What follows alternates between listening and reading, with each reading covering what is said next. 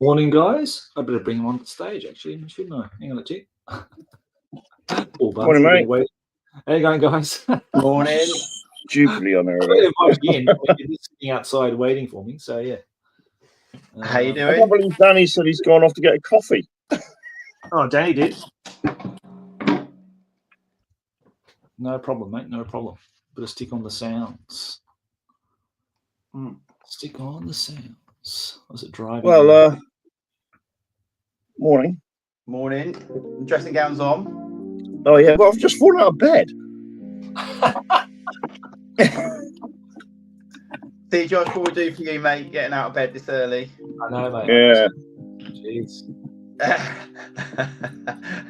Nothing to do with being up all night with the kids not going to sleep at all. Yeah, it's been a while, guys. It's been a while. So thank you very much for coming on. Yeah. It's an ungodly hour. Has been a little while, actually, hasn't it? Yeah. Yeah. Well, yeah, but life gets in the way, doesn't it? It's time and can throw things out. Yeah. Big time. But I'm always up early on a Saturday anyway, so Okay. this is ideal. Oh, that's good, mate. That's good. I mean, yeah, it's a good time for me because it's just in the afternoon. So Yeah. So what time is it there, Josh? 4 p.m. now. That's good. That's all right then. Does that work better for you then? It's good for me because it's just in the afternoon, you know. So I'm good with that. Yeah, like. But either way, it's okay. It depends what's going on. My son's here. My wife's working. See, my son's outside playing soccer. So Right. as long as there's nothing going on, kind of thing, the morning's probably good for me because that way I just get it done in the morning when everyone's asleep, and then I wait. You know, when everyone's awake, I'm finished. We're finished doing that kind of thing. You know what I mean? So yeah, but I'm happy to switch around for this time. But I mean, for our American viewers like Planet Tobor, it's probably almost midnight there. So how you going, Matt? Thanks for joining us, mate. And Jared. So thanks, guys, for coming to say hello. You might be Americans, I'd say. Yeah. Depends where that coast. Or is that midnight? But I didn't expect many people to jump in today. Well, no, I find it really productive doing this. Although, to be fair, I sat down and thought, what am I actually going to paint? Because I've done the Cowabunga challenge. So I was like, I got some skeletons I can work through. But yes, of course, you doing the evenings on Saturday nights can do it, filming. Yeah, but that's a good reason for this, because I think for you, Jonny, too, isn't it? This time's better. Yeah, definitely. For me, it is because I can get up. The kids can still be asleep.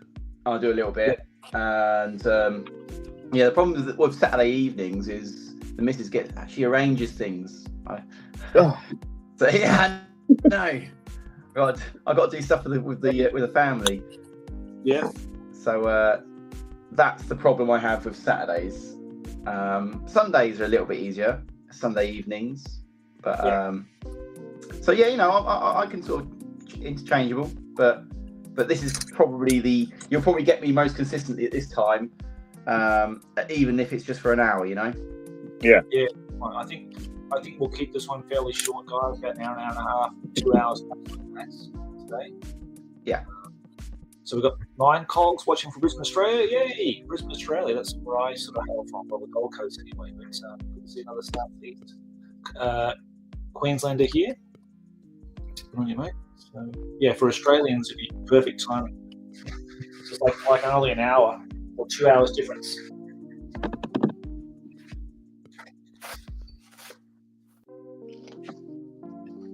I'm just talking to Matt from the Planet Tobor TV, and I just said, I think we've got a Splatter Natter in about an hour, and I looked at my watch and I thought, oh shit, I actually only about 30 minutes away, so I've got to go get that organised. So I'm very disorganised now. That's all good, mate. So what are you guys painting, by the way? I know just working on some skeletons and stuff like that.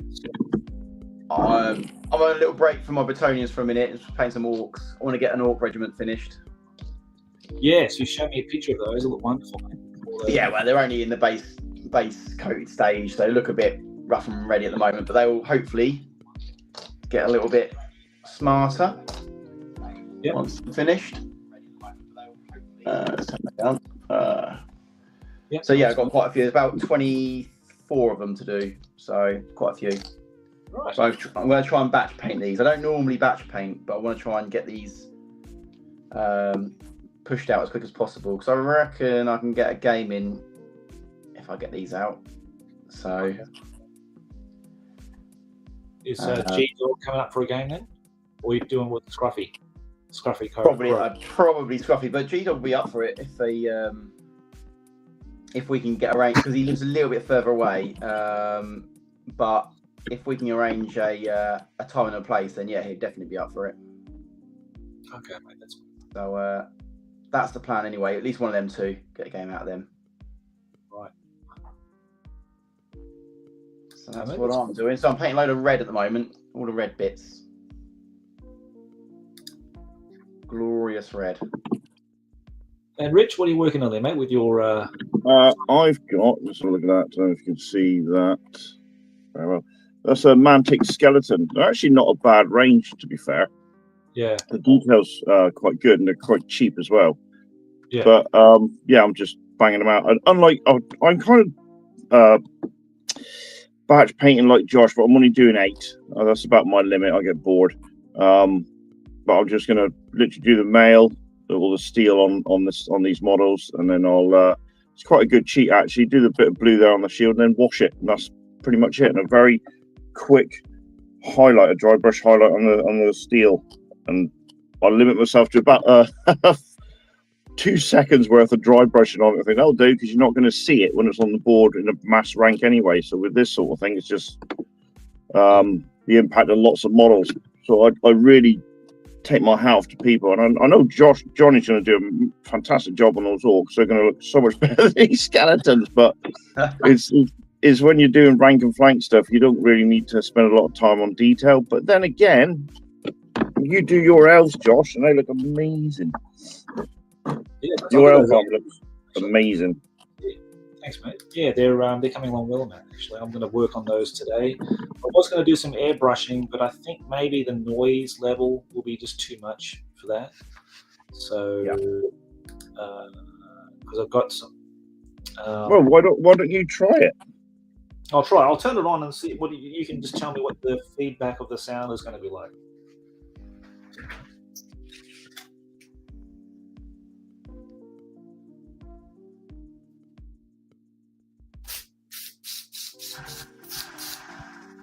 Can you hear anything? Yeah, but it's not. It's not massively loud. Not massively loud. I'm so massively loud. No, not at all. I can at least do some. I'm going to prime this, and I'll show you. This is from Tom Boyd. Tom Boyd's probably a name that you probably guys know from Facebook, that kind of thing. Yeah. He kindly sent me a commission. I know Danny would be interested in this one. Actually, he needs to look at it. But let's see if I can bring it up. Actually, what I'll do, I'll change the bloody camera, you silly bastard, because I love working with professionals.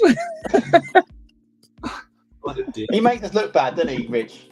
Yeah, he does. We should just give up. So this is the miniature that Tom sent me. Now, Tom, I believe, is not a 3D sculptor, I don't think, but I know he scans miniatures and reproduces them into the like, I think he did the Horus and Emperor, like Sanguinius and Emperor models. He's also done I think he's done the Primarchs as well. Did he do the Primarchs? Did he? Okay, I know he did I think so. Adrian Smith's artwork, and he sent me this one. This is Sanguinius, which are elements of models that have been scanned and then reproduced to make a model. So the wings, I believe, are from the Great Demon of Tzeentch, and the body is from the Archangel body, I think. I don't know, but it just comprises parts of models that he scans. Then he prints those out, and then he puts it all together to make an actual model. So he sent me this one. This is Sanguinius. So I'm going to actually start priming him up with some good old surface primer from Vallejo with my airbrush. So I know it's very interesting. I know people will be highly fascinated with this, priming a miniature, but this is how we do it. Josh, once you've primed him, show us again, because the detail is hard to see with the black. So maybe with the white, it might just come up a little bit. This actually came from a parcel from Russia. Something just turned on my doorstep and I looked at it. It's got Russia on it. I thought, what the hell? It sent me something from Russia, and I didn't know who it was. And I said to my wife, "Do you know anything something from Russia?" She said, "No." I said, "Okay." And then it sort of racking my brain about it, and then it dropped. I thought, "Okay, it must be Tom. He sent his file to a guy in Russia. He printed it off and sent it to me." So that's how that sort of worked out. So I've never received a parcel from Russia until that moment. So there you go. Happy to know. How about that? Yeah. And at least it's a nice parcel as well. It wasn't a bad parcel. I put my gloves on and mask on just in case. Yeah. I was thinking of one, Josh. I was thinking of getting political there, saying it's probably full of votes for America. Yeah. No, let's see how it goes. But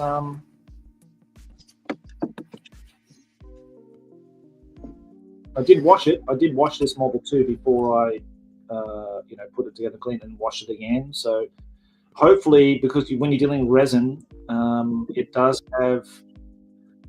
It's pretty temperamental when it comes with paint, and some areas just won't cover. So see how it goes.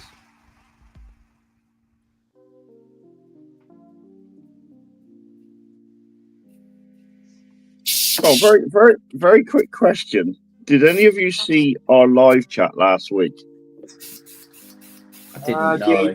Jace wasn't there. Yeah. I did watch it for a bit, mate. When I got in there last minute, I think, just before you said goodbye. Did you see the picture of Jason? Yeah. He looked better on that bloody piece of cardboard. I'll tell you what. Right. So he messaged me afterwards, and I was because he hadn't turned up. He messaged me. He said, "I'm watching it now with loads of angry emoji faces. You know, the red ones with the swearing." Yeah. And then he said, "You're an effing anchor, right?" And I thought, "Oh crap, I've really offended him here." So I messaged him back, and he's not replying. I thought, "Oh crap, I'm starting to break into a sweat now." Goes into texts him, and I thought, he's not replying. Oh crap, I've killed Brigham Power Wargaming. Yeah, mate, that's your psychic. So I'm thinking he's not replied. He's angry emoji faces. He's called me a effing anchor, and I'm thinking, oh crap. So in the morning, I must have sent him about 4 texts and that, panicking. So much so, I thought, right, I'll take it down. I'll make it private for a minute. I have Simon message me saying, "Here, I was watching your live chat and it disappeared." Said, "Oh yeah, must be an issue somewhere." And in the morning, I wakes up and there's a text from Jace going, "No, don't take it down. That was effing hilarious." I thought, use the laughing emoji, not the angry one, you dickhead. Why weren't you there? He had to go up north with his missus. Right. So he was hoping to be back in time, but obviously I didn't think he would be, and that was right, he wasn't. So he got there. He didn't actually come back until the next day. I don't know how you guys do it. Actually, I really don't know how you do it every weekend. That's incredible. You guys game every weekend, and very rarely miss a weekend that you're not there. Well, it's if we weren't filming, we'd still be getting together to game every weekend. Yeah. We're really, really lucky in that respect. Yeah. Absolutely. No, it's good that you can get to do that every weekend. Yeah. There's been Danny's just asking if the link's still working. Yeah, still working. You guys joined in from the link. So is he sitting in the lobby? No, it's not there. I've been checking that.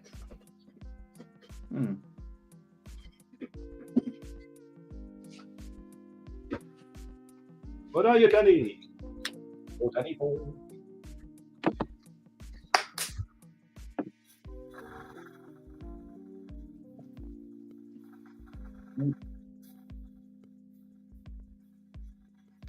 And I'll get like a little notification sound when someone joins in here as well. So that'll just tell me. How's that how it works? Well, I can see them here, but it also sends a ding like noise, to say that someone's joined.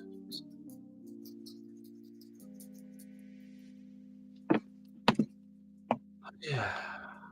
Go on, Danny, hurry up. There's like 15 minutes left, mate. Yeah. What, you going to go and watch? See, airbrushes are cantankerous bastards of things, if anybody's used one. And all it takes is that tiny little fleck of dried paint to go into your nozzle, and that's it. It's clogged up. So I've got to now pull this thing apart, clog it. We were talking. Do you know what we was talking about this in one of the splatters a little while ago? Me and Danny. Yeah. That's why I don't use them. It's just the maintenance is just too much hassle. I just rather just get a brush, paint it. Don't get me wrong. Obviously, you can get the effects you can get with a paintbrush, with a airbrush is sometimes worth it. But yeah, but I'm with you on that one. It's a lot of faff. A lot of faff.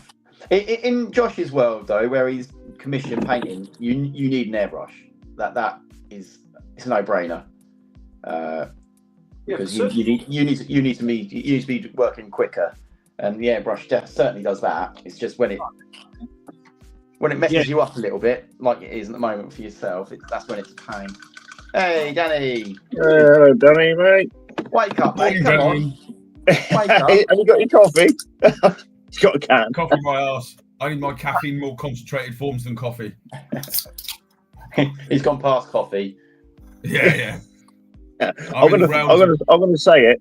Danny came down. I probably have mentioned it. Danny came down to our gaming weekend, survived on like energy drinks, and was shaking like a leaf the next day. It was hilarious. Yeah. 4 cans of Monster in one day. We'll give you the caffeine rattles. Yeah, I bet, mate. Yeah, jeez. Oh, how are we all doing this fine? Actually, not pissing it down with rain day. Yeah, it makes a change, doesn't it? Yeah. Nice. It's sunny blind.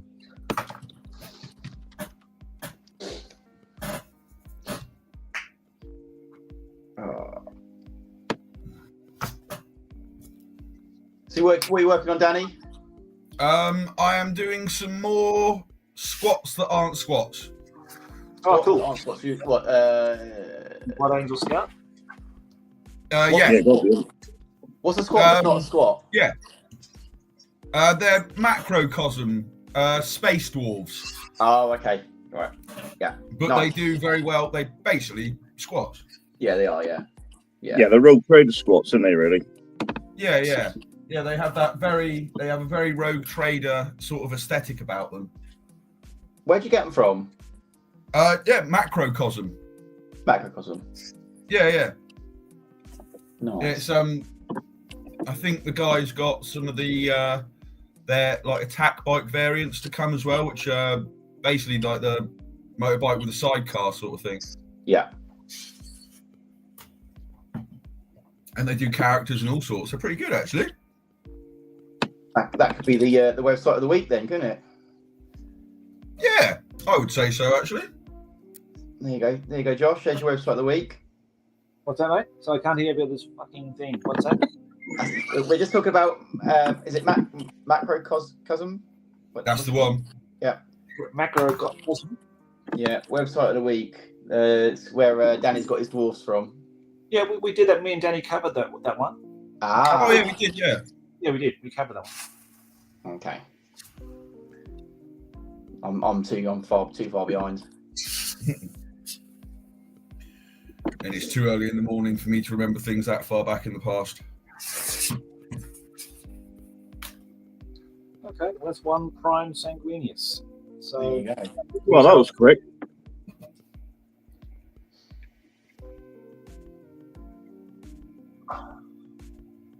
That does look cool. He's kind of made it look like the almost like the cover of the book, the Horse Heresy book, with the pose. Oh, is he? Okay. Yeah, there's a picture of Sanguinius on top of the steps, trying to defend a gate by the looks of it.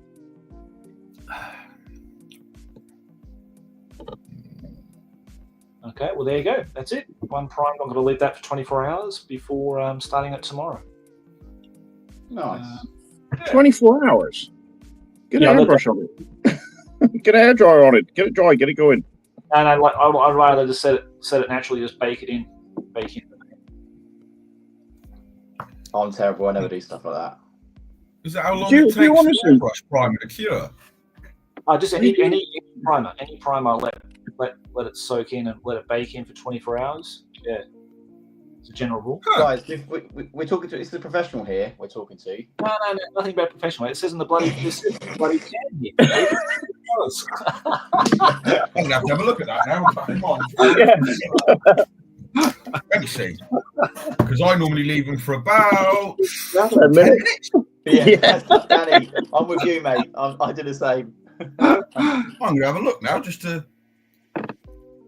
It should say something like leaving it for a certain amount of time, like 6, 8, 10 hours, 24 hours, just depends. But as a general rule, I leave things overnight and work on the next day because, yeah, I mean, if the prime is still, not baked in enough to the model, then it'll probably lift off. So I've had that happen to me.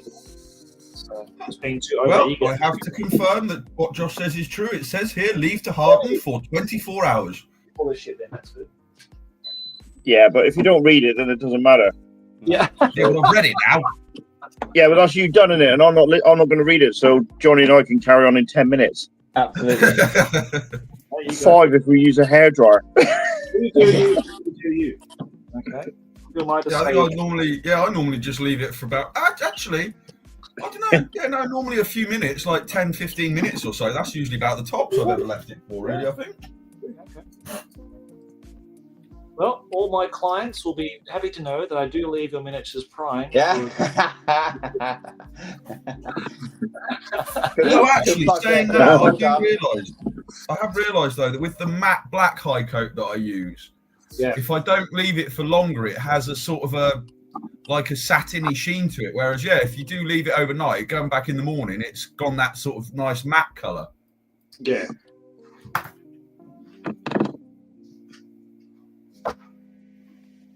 Okay, well, shall I attempt to paint these? I need to paint these up for tomorrow for our advanced hero request. What, the bases?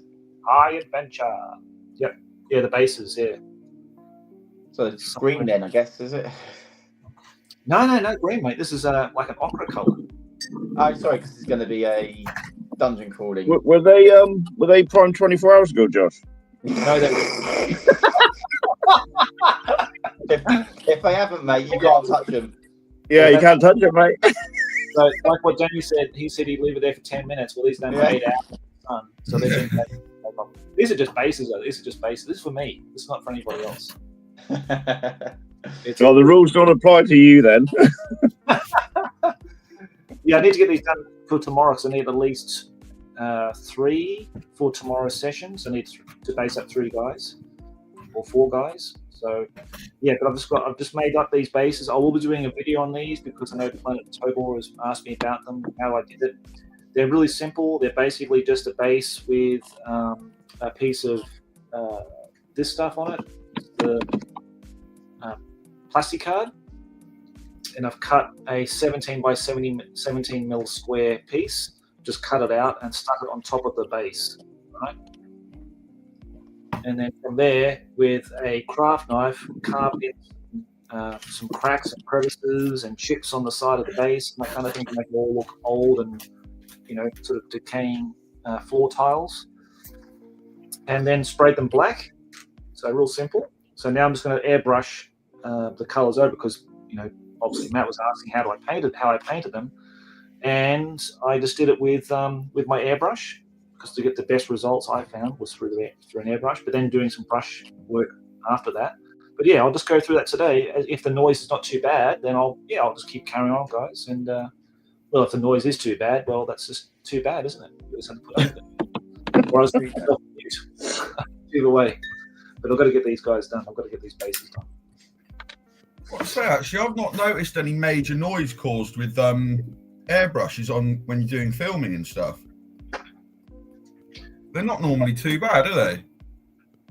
Yeah, I don't really use it so much, mate. That's probably why.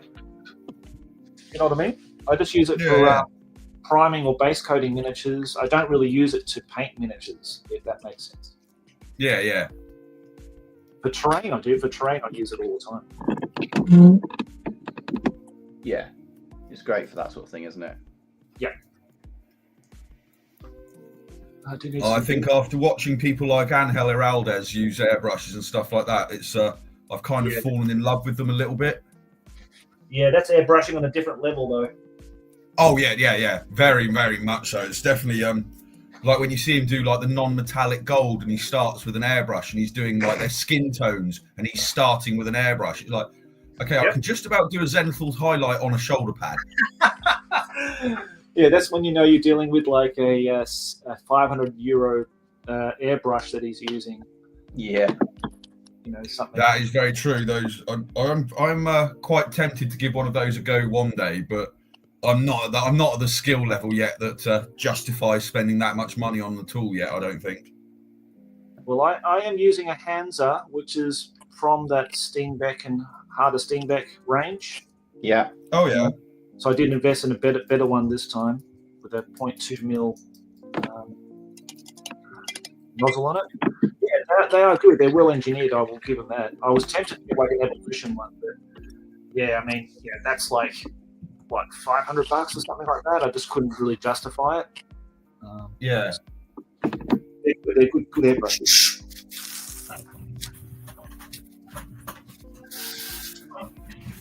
I think airbrushes are definitely a tool that have their place, I think. Yep, for sure, man. It's just another brush. It literally is. It's just another method of applying paint to your model. Yeah, like for doing this stuff, it's just an absolute joy, you know, absolute breeze. Yeah. I was going to get really nice effects with this, so. I love using an airbrush for like power weapon glows and stuff like that as well. Yeah. Like, I really do like that. Well, I did some Drakes for Age of Sigmar last year, and yeah, I definitely need an airbrush for that. I mean, like large surfaces, we're dealing with like lots of different like blending on big Drakes like that. Yeah, airbrush is absolutely must.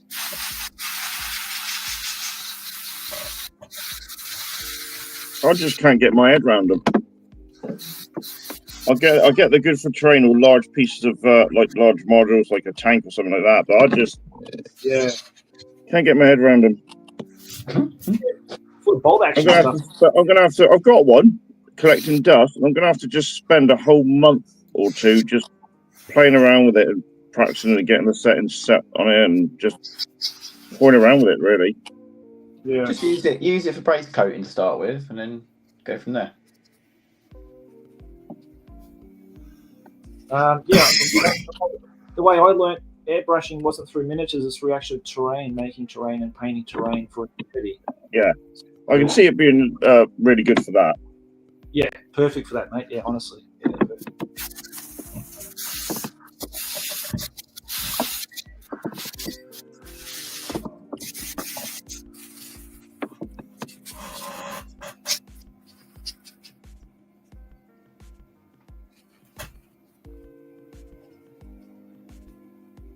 Oh yeah, Johnny, what's your first white dwarf? Did I ask you that before? Oh, brief. Yeah, no, I'll be going through and having a look at that very soon for you, my friend. I'll be pestering you guys until you actually do it with me. Yeah. Okay, will do. Yeah, no, definitely, mate. I'm not. I can't take part in that because my first white dwarf was white dwarf either 87 or 84, and looking back on it on a PDF file, there's nothing in it.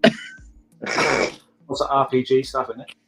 Yeah, it's not a lot, but I think it did mention, possibly might have mentioned Rick Priestley working on a game called 40K. So that was about it. And there's some models and stuff like that. But yeah, so I've watched my first white dwarfs, and I look at it and think, nah, mine's got nothing to bring to the table. Okay, well, let me know. But then I looked at a white dwarf the other day when I was in Tesco's. And I thought, this is shockingly crap. There is nothing in it now. There's no I mean, obviously, if you're into 40k and Age of Sigmar, it was just full of photos of models, and here's a new idea for a game, for a battle or a scenario for you. Yeah. And there was nothing in there like compared to. I mean, it's obviously nostalgia, but yeah, compared to the White Dwarfs we used to read during the second edition era and third, it's just terrible. Completely terrible compared to what we used to get. Yeah. Yep. Yep, I can only imagine. Yeah, I've not looked at White Dwarfs in quite a long time, actually. No, honestly, if you look at one of the ones we got for second edition era, and then you go and look at a modern one now, it's just so, it feels sterile. There's nothing there. I think I've said that before, actually. That does seem like Games Workshop's gone very, like, sort of sterile is another way of putting it. Like, I put it like it's gone very corporate and samey sort of thing. Like, it all has that, like, all their art seems to have the same sort of look to it. Yeah. I'll tell you what was really funny, though. It's like one of the first early White Dwarfs I had. It was a cracking battle report. I think it was Wood Elves against Skaven. But it was all pencil drawings. And really? the map was just a sketch of the battlefield. And then it had sort of units with the letters A, B, C, D, E, or whatever on it, with an arrow going to where they went and stuff like that. And yeah, the whole battle report was just pencil drawings. I think it was Andy changed it to Andy Chambers changed it to photos. I'm not entirely sure on that one, but they done that. They started taking photos of the battle reports instead.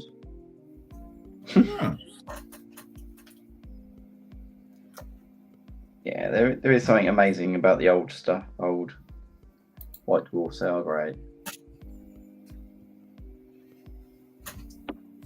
But is that just us being old fuddy-duddies now?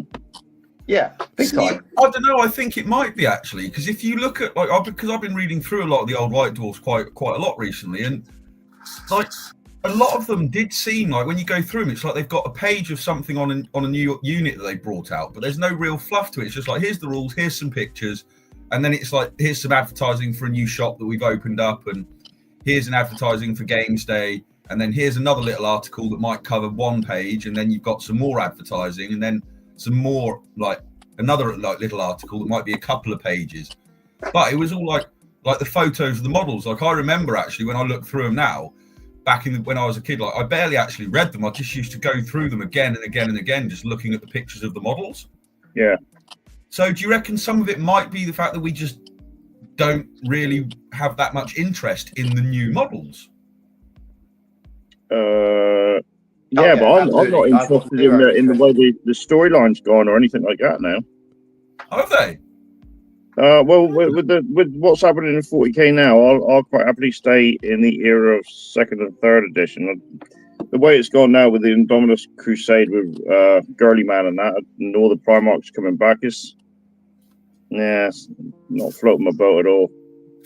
Obviously, they got to push the story and keep it going to keep people interested and get new people in, but I'll stick to where I am. And also, you're right, the miniatures just aren't as good as they used to be.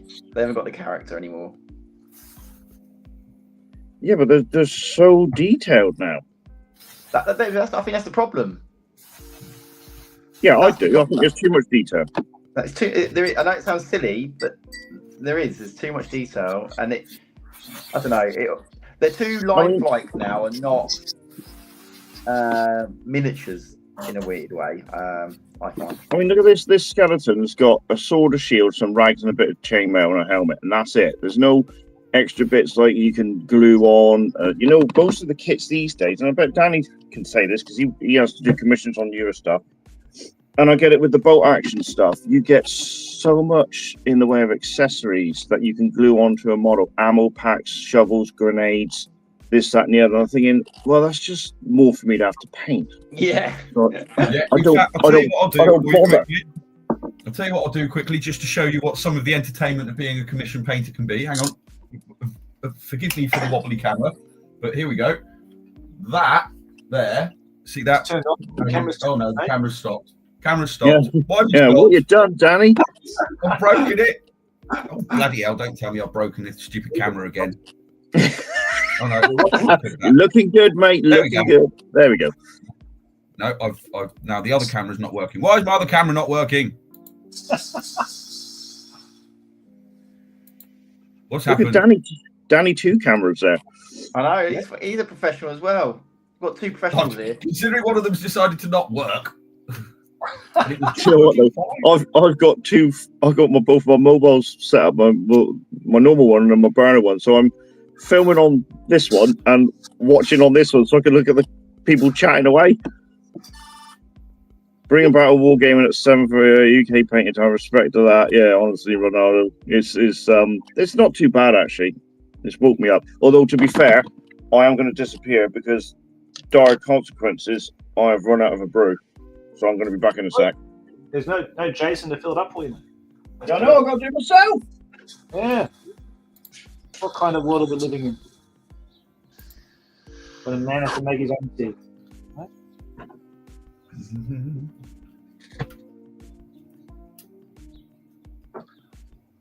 We got here Raincoat Bear. That's an interesting one. I like that name. No, going a bit late for me to hobby along, but have fun. Agreed about White Dwarf. It's just a school to sell models, not about imagination or even fun gameplay. So thanks, Raincoat Bear, for all your chipping in. I could hear in the background Richard slagging off current Games Workshop White Dwarf at models. No, I'm back now. I'm all right. There we go. Now it's working. Sorry. So if you can see that pile of sprues there. Yeah. Yeah, that is just from 3 small commissions. That's all the spares left over. It's like a Necromunda hive world. But they talk about plastic waste. Jesus. Yeah, there's so much plastic stuff, like little extra bits and bobs that you just don't use on the models. But you never got that with the metal models we used to buy. You had literally enough to do the models. I remember getting an Eldar Guardian box set. The models weren't great, but you had the plastic arms. Do you remember that Eldar Guardian box set? There's about 20 of them in it. Yeah. You used everything on that sprue. There was a couple of weapons you might not use, and that was it. But there wasn't the mass waste like they got now, because they think, oh, you've got to have the options for everything on a sprue. It's ridiculous. Well, you tell him, mate. You tell him. Well, if you're ever watching... Your big bulging googly eyes are being magnified through that lens. It looks very nice. I like that. See, I can see the attraction of having all the bits for a unit if you're doing something like a warband side. Like if you're doing Kill Team, then yes, making each model look something interesting and different is great. Yeah. Or if you were doing like say like a standalone model just for the sheer joy of painting it, you know, buy a box of intercessors, build one of them with all the bits and bobs and put it on something really nice. I can see the attraction of that. But when you're doing a whole army that's got like 4 or 5 units of 10 on it, as well as a couple of characters and then a couple of vehicles, and the client turns around and says, "Can I please have pouches on everybody, please?" You're like, really? Are you sure about this?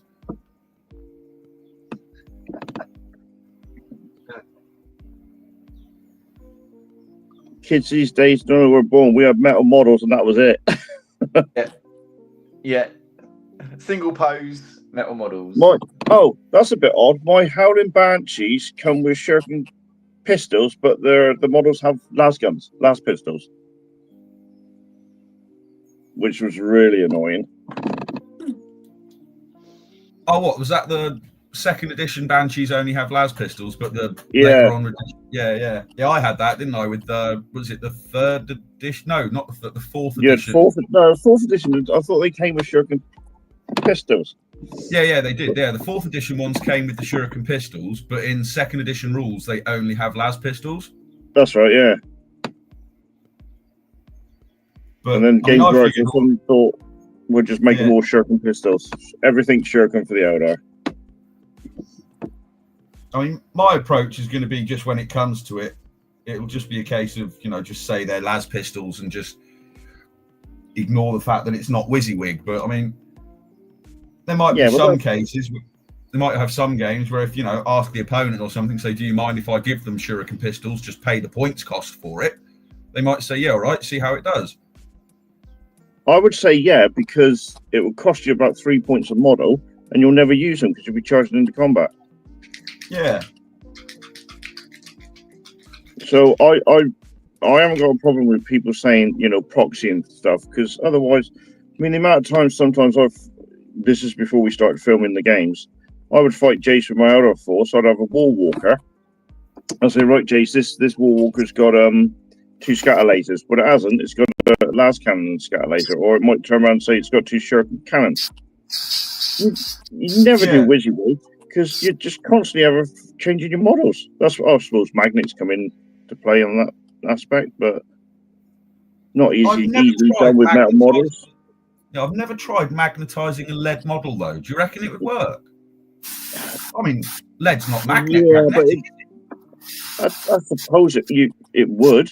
You'd have to glue the magnets in, wouldn't you? But I can't see that.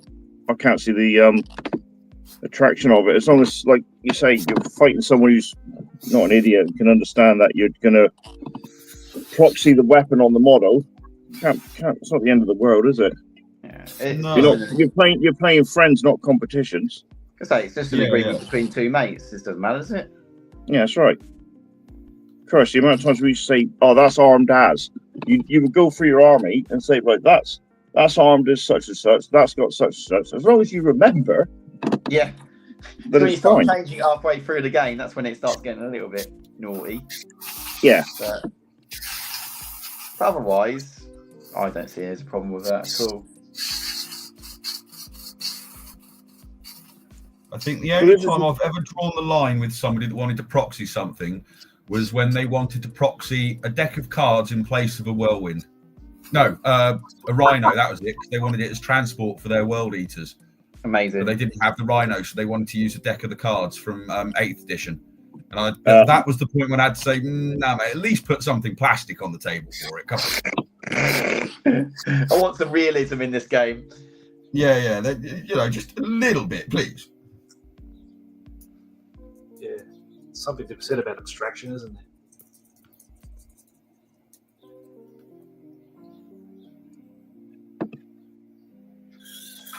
Oh, I think I've done all the red. That's the thing, isn't it? I mean, you look at that Bretonian Knight unit you've done, Jonny, which I've said online, I'll say now, is amazing.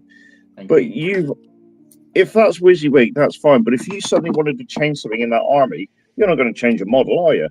You'll just say, right, that's this unit now. I know I normally field it this way, but today I'm trying something different. I'm going to field it armed with these instead. Yeah, absolutely. I'm not going to paint another guy for that unit to put a sword on him or something. Yeah, totally. Yeah. Although, having said that, my Dark Angel army I am trying to do it as WYSIWYG. So they're armed as seen. The assault squad I've just done will be armed as seen most of the time. I think the idea is this, isn't it? That you arm them the way you want them to be armed, and hopefully that's how you play with them. But every now and then you might go, well, actually, I want to change it up a bit. Fancy a bit of a change today. That's always got to be about, isn't it? It's not, ideally you'll model them to this kit that you want to generally use, but you might go, well, I'm bored of using that now. I just want to try another gun or whatever. It doesn't really matter, does it? But back at you, mate. Those Assault Marines are looking awesome. Oh, thank you, mate.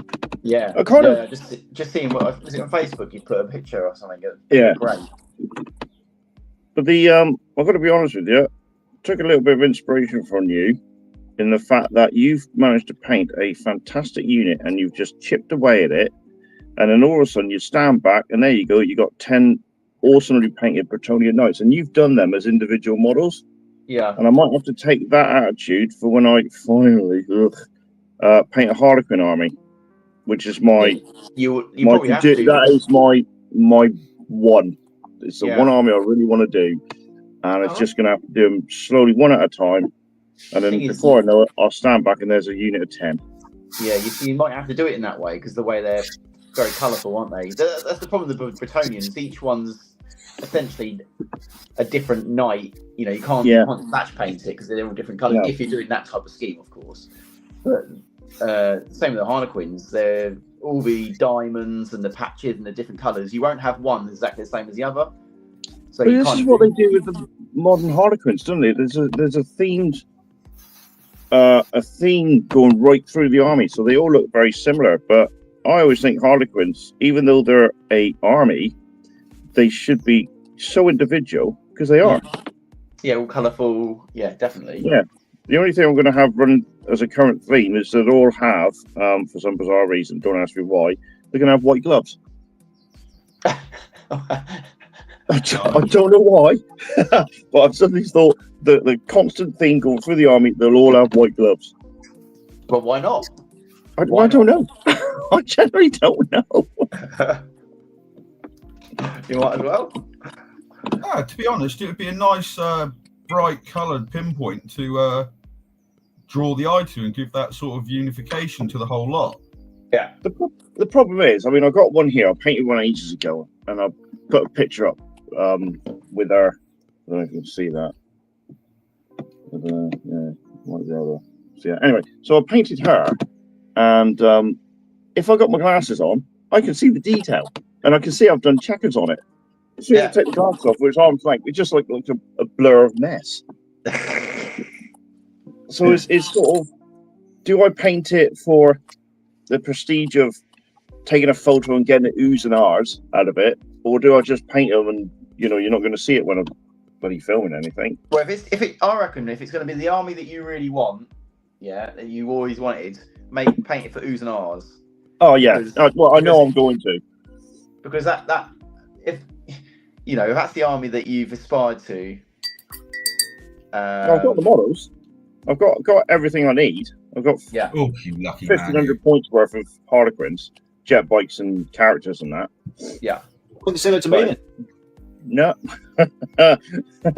Thank you, but no. Because I'm not going to wait. I'm not going to wait 24 hours before you start bloody painting them. Yeah. Anyway, get off, Josh. I'm their sponsor, not you. I couldn't resist that. Ooh, they're fighting over us, Jason. You wonderful teabaggers, you. Yeah. That was still funny. Still bloody funny. What's is you and Jason, you're gaming tonight this weekend, aren't you? Yeah, we're doing we've fallen behind. We're doing one of our little channel Get It Done videos because obviously we've messed up and missed doing that. So we're doing that. We're doing what we've done in January, and then what our February challenges, which I've got here actually,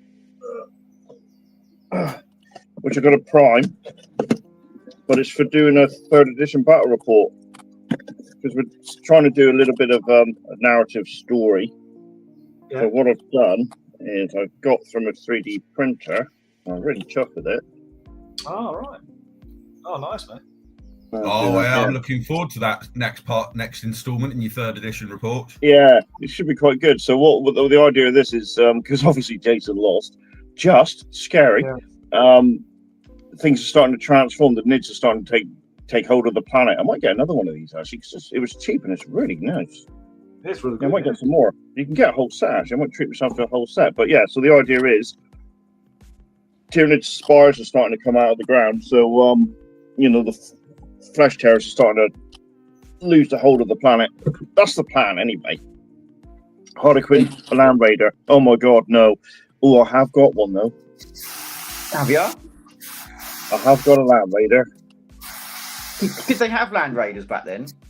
Road Trader they did, but they had they would malfunction because the Harlequins wouldn't look after the vehicles. So if you had a Harlequin Land Raider, it had to be painted so bright and gaudy, with diamonds and all that sort of stuff. But they would malfunction quite quickly.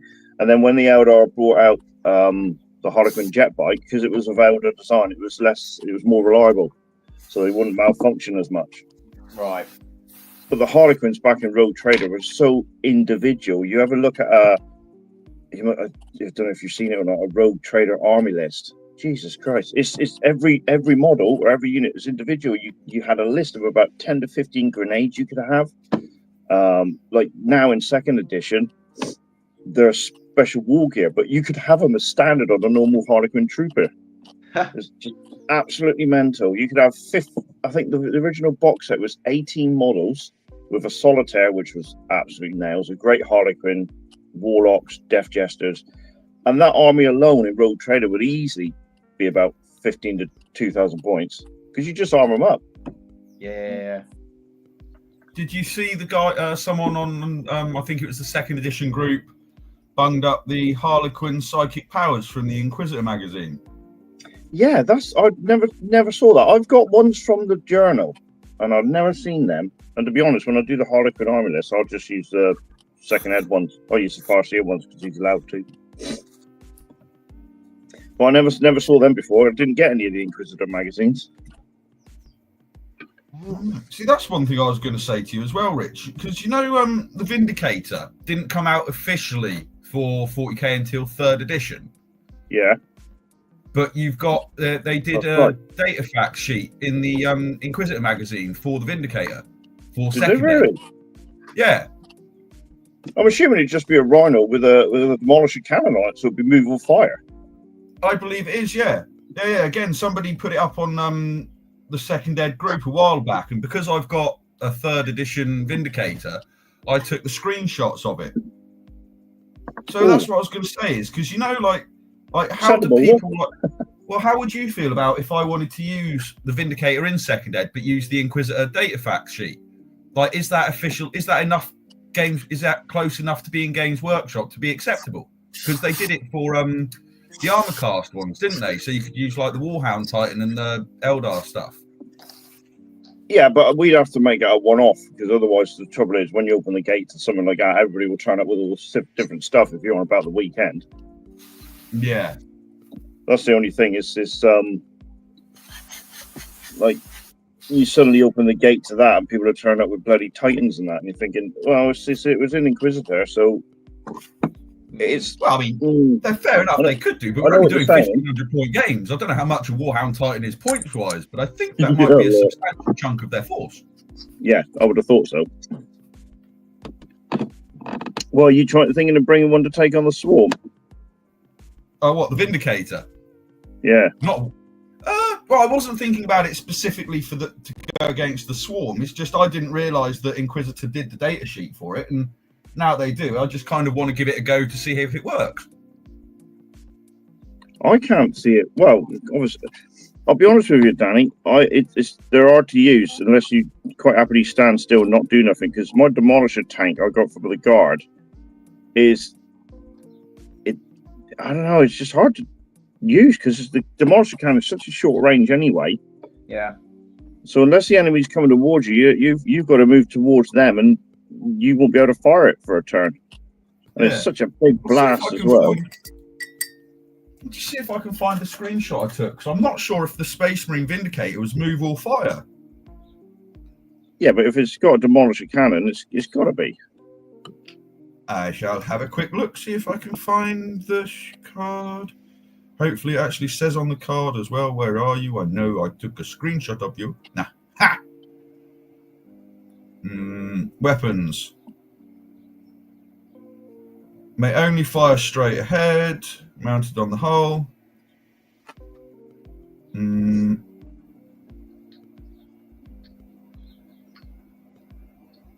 It doesn't say that it's move or fire, so it can move and shoot, but... Yeah, but is it a Demolisher cannon? No, it's not. It's one Thunderer cannon. Right, okay. Is what it's called on the thing. But it does say that it may only fire 6 shots during the game. So it has limited amount of ammunition. What's the profile of it? And it also says that it can only fire straight ahead. What's his strength? Strength is 10. Strength 10, damage 2d6, armor pen Is that 2d6? No, it's It'd be d8. All right, It's yeah, a damage D8. is 2d8, and your armor pen is 2d8 plus d6 plus 10.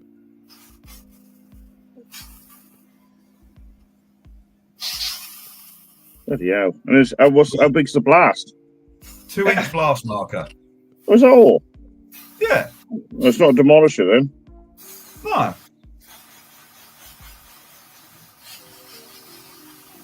So, I mean, it is move and fire, but it does have certain limitations to it. So, 145 points. No, it's on a If you Rhino want to add- chassis, isn't it? Yeah, if you want to add, you can add auto launchers with frag or blind grenades for 5 points, or frag defender rounds for +1 point.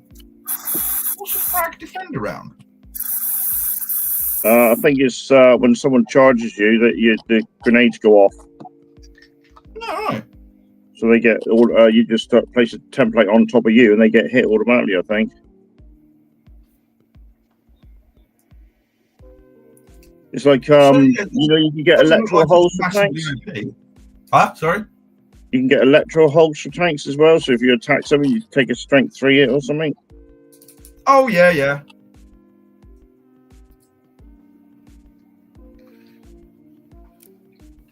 But how official was? I mean, I know Citadel Journal was. Well, I'm assuming that was official. But what about Inquisitor? Was that official? I honestly don't know. To be honest, I think from what my very limited knowledge on it was that I think it was Games Workshop. I don't know, because it was done by Armorcast, as far as I'm aware. You know, like when they did like the Games Workshop resin stuff. So it was kind of, I don't know, I think recognised by Games Workshop, but not officially stamped by them. I'm not sure.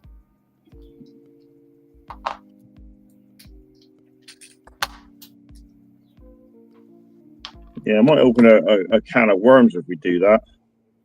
At least we know when we do the weekend, everybody knows they got to follow the codex. Yeah. Yeah, it makes sense not to change the rules for the tournament and stuff, for things like that. Because you're right, you'll just get crazy builds and stuff. You'll get people trying. The other thing is you'll get people turn up with Necrons because they haven't got a codex. So they turn up with Necrons, and Necrons are just so, oh my god, just nasty. And this is coming from an Eldar Nid player. The Necrons were in the White Dwarf, though. Yeah, So but that's what I mean. No, that's what I said. You've got to be codex. Ah, okay. Codex approved armies. Because there's loads of stuff in White Dwarfs, and there's some people haven't, oddly enough, some people might not have the White Dwarfs, and they're like, oh, what the hell is all that? Yeah. I did have some people message me privately saying, can I bring the Chaos Slaughterer model and use that? And I said no, because it's not from the Codex. It just keeps things all in one piece. And people aren't going to turn up with some crazy stuff. I know it's a bit limited. I mean, it's like Christ, doing the 50 points of war gear is an absolute killer for me as a Nid player. I feel really sorry for you, mate. No, you don't. I know.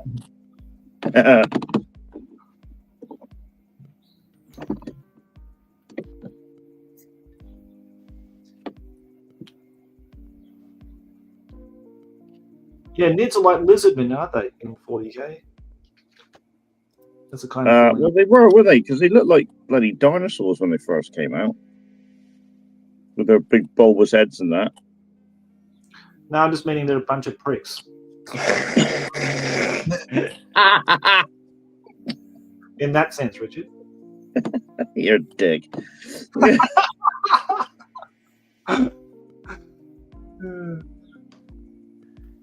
I'm with you, Josh. I don't like them either. Well, they're the best. Cool models, though. I like the models. Well, some of them. I don't like those. I don't like those flying gargoyles, and I don't like the. Oh, they're awful. Is it Hormigons? Those two. Hormigons. Hormigons. Well, the ones that keep falling over. Yeah, those ones. Yeah, I don't particularly like them. so much. I like the artwork for them. To paint them, They are great, nasty. but yeah. They're a lot better than I thought they would be. They're really. Back in the day when we used to play, they used to get shot off the board, but Christ, when they get into combat, they savage, man. Well, they made a mess of Jason's Space Wolves in one of your Codex wars, didn't they? Yeah, they certainly did. Yeah, I was quite surprised at that. I thought initially when I saw your army list with no Gene Stealers, I thought, Space Wolves are going to chew them up. But no, once those Hormigants got in, they're just Space Wolves were dropping left, right, and centre. Yeah, because if you can't parry against them, it's surprising because for years since third, you're so used to Hormigants having a strength of 3 and really not doing a lot, and then all of a sudden you go back to second. They're strength 4, so they're -1 to the save, which is deadly against Marines, and 2 attacks, and a weapon skill of 4. So they literally got the same weapon skill and the same strength as a Space Marine. And it's mental. I must say, though, I did really enjoy that game against your Swarm. Yeah, that went a lot better than I thought it would. Yeah, I just thought, well, it's a Swarm, it's cheap stuff. I'm just going to get shot off the board. It's going to be a turkey shoot. But I've never known an army get bigger as it loses more models. It just seemed to spread out and engulf the entire table by the time the game was finished. It seemed like, if I even touched you, then you'd look over at the dead pile and there was loads of it. Yeah, like, okay, I've killed a lot. But what made me laugh, or what I thought was really good, is, I didn't want to be that beardy player and fly high with all the gargoyles, because that would have just been boring. But having them on the board and then suddenly being able to fly 20 inches across the board was just brilliant.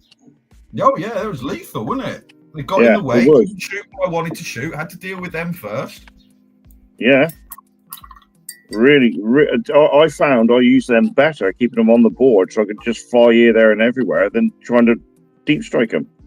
Yeah. Plus, you got the what was it, -1 to hit for moving over 10 inches and that lot.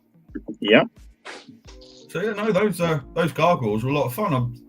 I've been ever since that game. I've been racking it. Like, how could you beat them with Space Marine if you use Space Marines? And the only thing I can come up with would be missile launchers and heavy plasma guns for Devastators, Terminators with Storm Bolters and a heavy flamer. Put heavy flamers on your Predator, and basically just you need lots of heavy bolters as well. Well, I don't know, because those I used the heavy bolters in that list, and they didn't really seem to do much. Because you can get several. What was it like? Is it 2 sustained fire dice per heavy bolter? Yeah. Yeah. So you could get a potential of 6 shots. You could also get a potential of 1 shot and a jam. Well, yeah, there is that.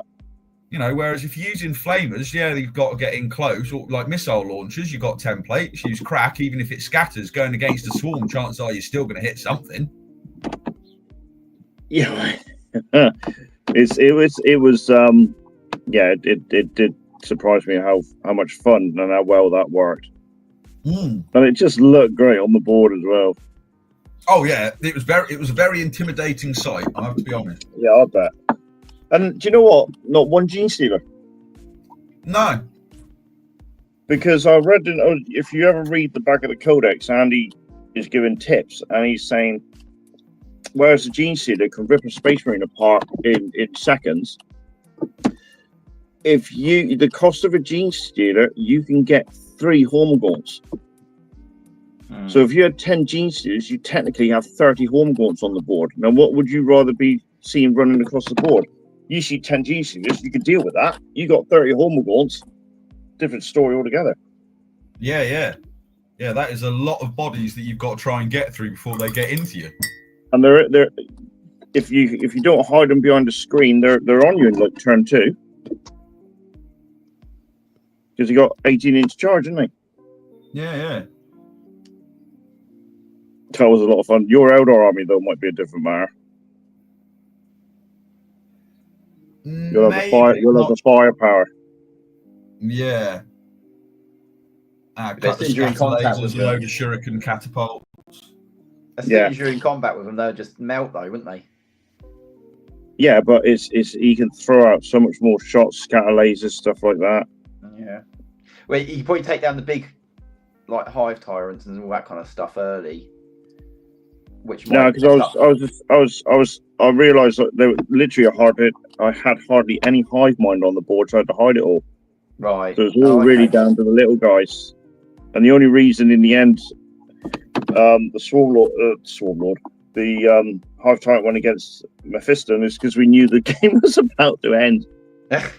Yeah. Otherwise, there was no way I was getting to him. No. It's like the only reason that fight happened is because we knew the battle was going to end and we were filming it. Yeah. So we wanted to. It was filming live, so we wanted to go out with a bang. But Christ, that was a close scrap. I think I would have lost that fight. Yeah, if it continued, yeah. Is there rules for Mephiston in the second edition? Yeah, he's a beast, man. Right. So he did come out in the second. I thought he came out in the third edition. Nah, he came out in the second, and he's an absolute tank. Yeah. They go up to you and look at you like a vampire and say, "Look into my eyes," and next thing you know, you're there transfixing. Oh, they're really nice, and then he hacks you down with his 4-sword. Yeah, he's savage, man. And the artwork by Mark Gibbons is just amazing. Yeah, I have to say, like, there are some models Games Workshop have done recently which really are very good, and that the new Mephiston that they've done, it's definitely one of them because it's pretty much an exact copy of the pose from that Mark Gibbons artwork. Yeah, it's all but in it. It's a bit cleaner, isn't it? Yeah. It's very, very nice model. I think do I have him? Yeah, I do have it. The day will come when I try and paint him. He's a lot bigger now, though, isn't he? Oh, yeah. Yeah, they've all been Primaris, and they've all crossed the Rubicon and become faster, stronger, tougher. Yeah. Taller as well, apparently. They're a lot taller than the original Space Marines as well. And I don't mean as in the models, which of course they are, but in the lore, in the fluff, they are. Primaris Marines are taller, right, than a Space Marine. I don't agree with the whole Primaris thing, but that's another story. They couldn't call it. They had to give it something. They couldn't say, "Oh, this is a Space Marine now, 2 wounds, taller, stronger, faster," sort of thing. It's absolute heresy for a start. That's it. I'm going to get on my pedestal and I'm going to go on a rant. Oh, here we go. Get another cup of tea done. How can they bring in the Primaris when it's been pretty much established that practically clipping a Space Marine's toenail from the gene seed is heresy, and then you get what's-his-face Karl comes along, messed with all the gene seed. Not only that, but he's been inventing technology. You're not even allowed to change a fillet screw for a flathead screw in 40k.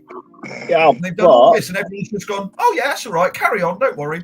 Really? I know I'm contradicting myself here because I said I don't like the fluff of today, but apparently this was set up during the end of the Horus Heresy, and it was one of the grand plans of the Emperor.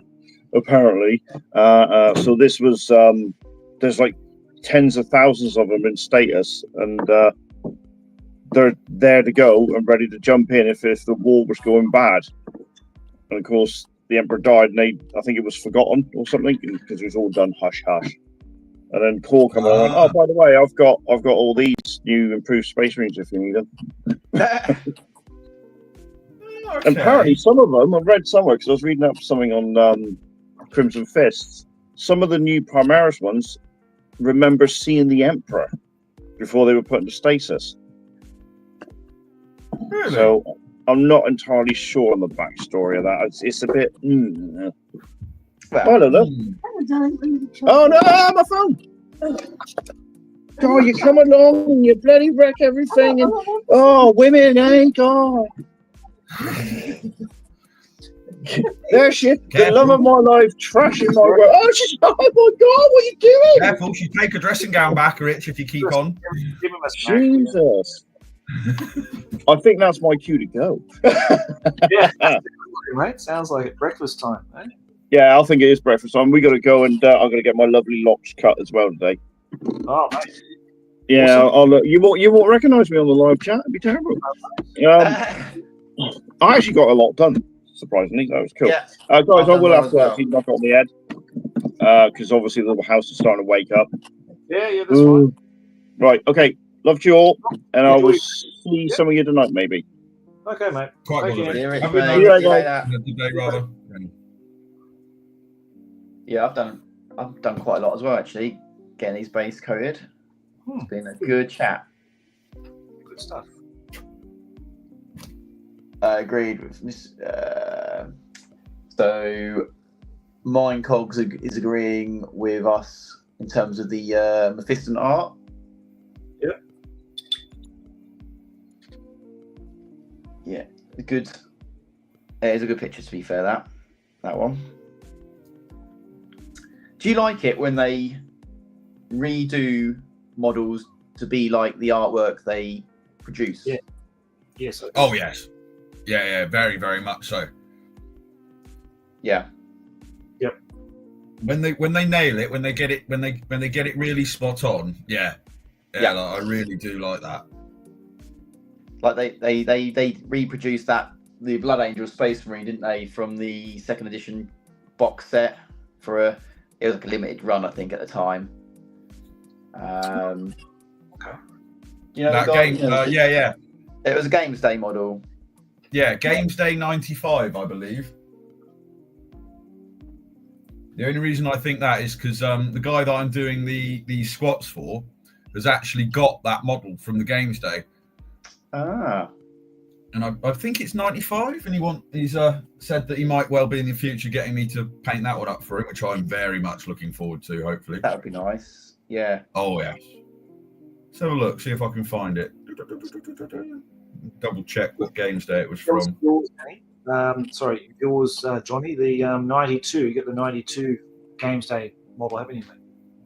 Me, I've got the 91. It's a 91. Sorry, the 91 one. Not I love that. 91. It was the Sergeant that I've got for my Howling Griffins. Yes. Yep. Beautiful miniature, that one. That is one of my favourite miniatures ever made. It's so good, and it's. Yep. I tell you now, Josh, that is worth a lot of money. That's just one little model. I can't believe how much money you have to spend to get one of them. It's crazy, really. I'll give you 50 quid for it, mate. I'm going to keep mine, thank you. There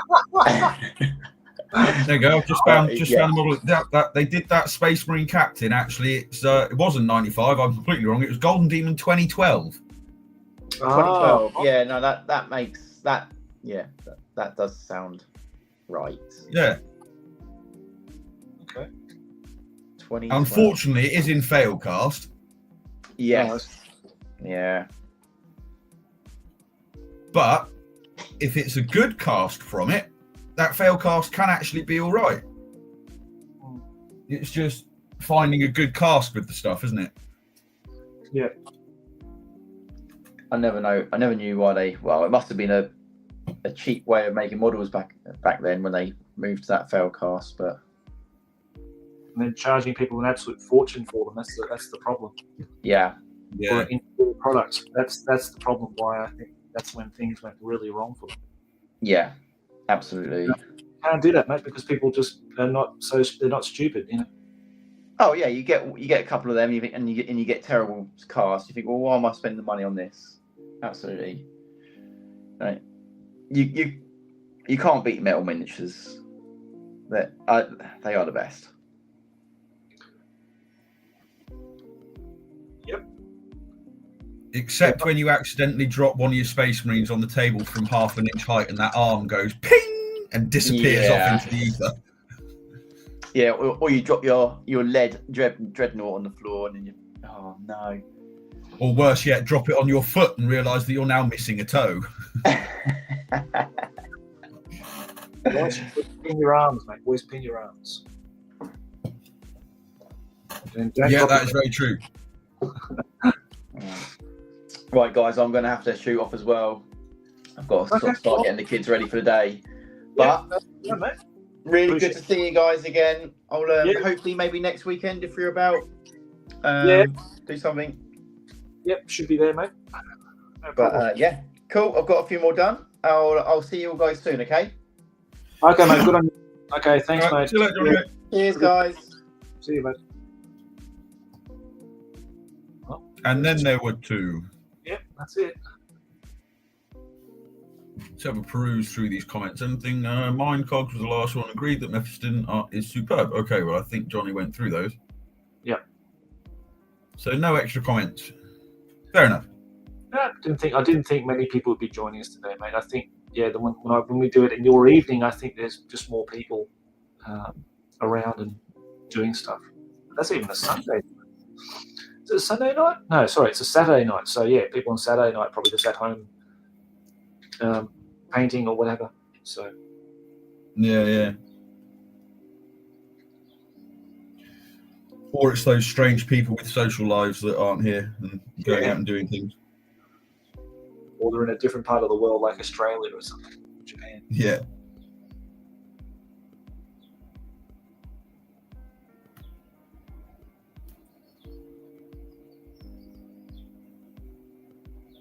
I can hear my boy outside playing soccer again. So. Oh yeah. What time is it over there for you? I don't know, mate.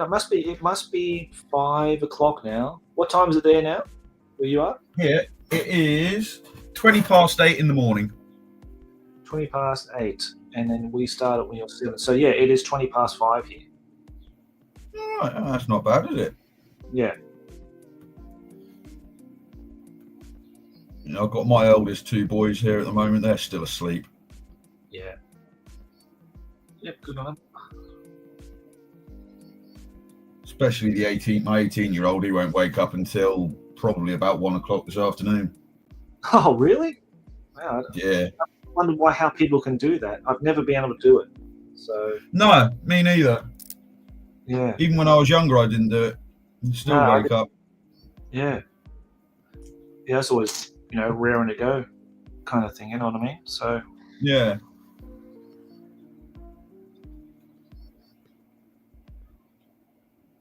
Mind you, the two Norwegian guys I used to hang out with at school, in high school, yeah, they would be up all night playing computer games and sleeping all the way through the day and then waking up in the afternoon and doing the same thing over again, like holidays or whatever. So, yeah. I can't do that. I can't do it. No. I think that's probably what my eldest has been doing all night, watching telly, knowing him. Yeah.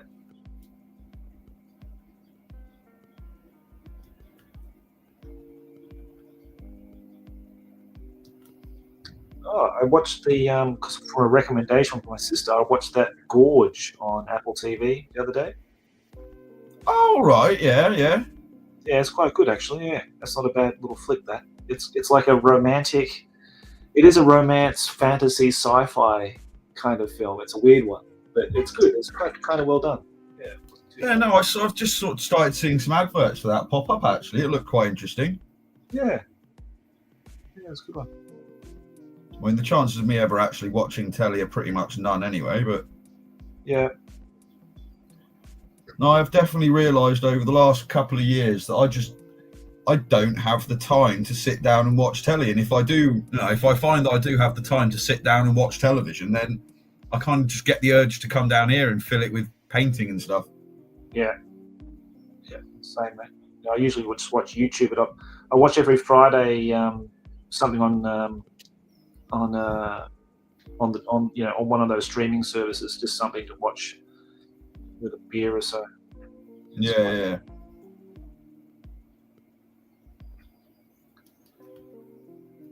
I have also downloaded that Final Liberation from the Good Old Games. Oh, you got it. Okay, nice. Yeah, nice. Yeah. So I'm trying to actually work out how to play the game properly before I start trying to mess around with doing some live streams, because I'm not very good. Okay, well, I've heard it's pretty brutal. So. Oh yeah, it doesn't run the best. I have to be honest. I've had it crash a couple of times, and the flyers don't seem to work very well on it. Yeah. Like the Thunderbolts, whenever I try and do an airstrike, it just dumps them at the edge of the map and doesn't really do anything with them. Right. which I can't work out whether it's something I'm doing wrong with the game or it's just a glitch in the game where it just doesn't seem to want to make them work. I'm not sure. But I'm going to keep playing with that and try not to lose all my close combat ones. I had a mission where I had I had a nice big unit of Attila Rough Riders. So I went charging them across the map, then they ran into the orcs and all got shot to pieces before I even did anything.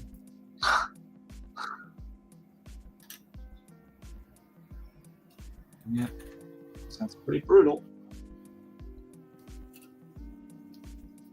Yeah, they've also got Chaos Gate on there as well, and Dark Omen and Shadow of the Horned Rat. So yeah, like £1.99 as well. In fact, I think was it Shadow of the Horned Rat? I believe is like £1.19. Yep, that's right, mate. So that's really not a bad price at all for that. Yeah. I actually had that when it, I think it was during COVID or something. I think people started talking about that game, or at that time, people just at that time during the whole, the whole nostalgia period during that era. People started bringing up about those games, and I started remembering. I thought, oh yeah, that's right. I did remember playing it on the PlayStation 1 when they had the demo discs available. Yeah, it was horrible. On the PlayStation, it was terrible, unplayable. Yeah. I think someone in the comments on one of the videos said that they actually completed it on the PlayStation, which I've got to really give them kudos for that. I mean, I don't know how they did it, but they managed to do it. So that's just unbelievable to me. But and this is before I actually had a PC. I just had I had just the Surface Pro, which is a Microsoft tablet. And, all right. I managed to download the game, that Shadow of the Horned Rat, on it, and actually play it through a tablet, which is unbelievable. So you'd actually have it with a touch screen. You could touch the screen to attack. Oh, really? Yeah. Couldn't believe that. So it's possible. That's one of the things, like I don't know if you ever done it with your mates or anything else like that, but occasionally my mates and I would go off on, our fancy lands and what would you do if you won the lottery? Yeah. And one of the things I've said that I would love to do, if I won large amounts of money, would be to go to Games Workshop and actually say to them, look, you got Final Liberation, the original Chaos Gate, Shadow of the Horned Rat. Take those games, keep them basically exactly the same as they are, same controls, same gameplay, but take all of the graphics and just completely vamp them up to being modern day and just totally debug them. That would be great to see. That would be something that I would really love to do one day, get them so they have like the really crisp, smooth 3D graphics and everything just moves brilliantly. Yep. That would be have amazing. it so that you can, have it so that you can zoom right in on the guys on, like, if you're playing Dark Omen or something, you can zoom right in on the cavalry units and each individual guy is charging across and everything. Yeah, it'd be nice if they did like a HD version of it, if anything,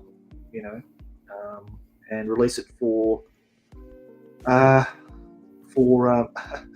Mac or on a PlayStation again, consoles. It'd be really nice to see another. Because they do that. They do that on certain games like Final Fantasy. They did HD remasters and Resident Evil and all that kind of thing. Yeah, they've done it for a few old games, haven't they, where they remastered them and re-released them sort of thing, and they always seem to do pretty well. Yeah.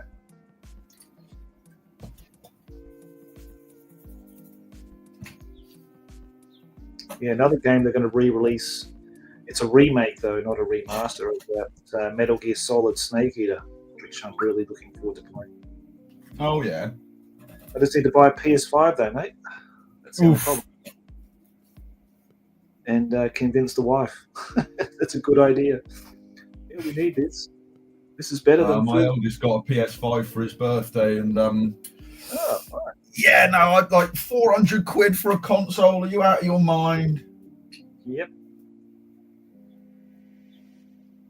It's a lot of dough.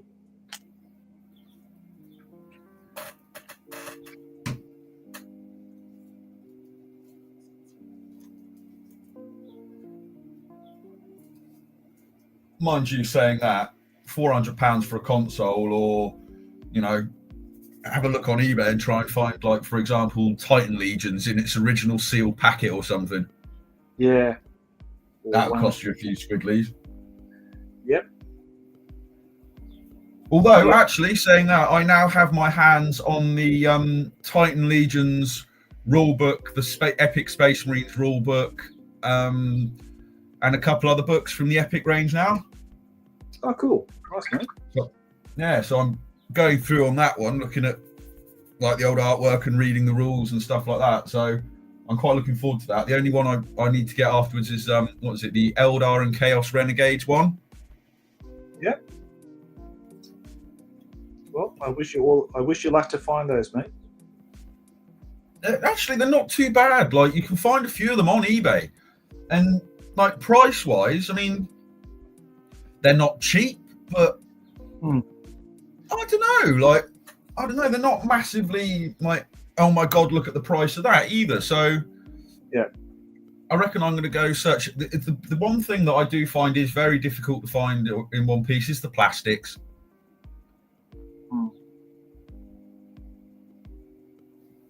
Yeah, you're in the best country for it, though, UK, to find all that stuff. Sure.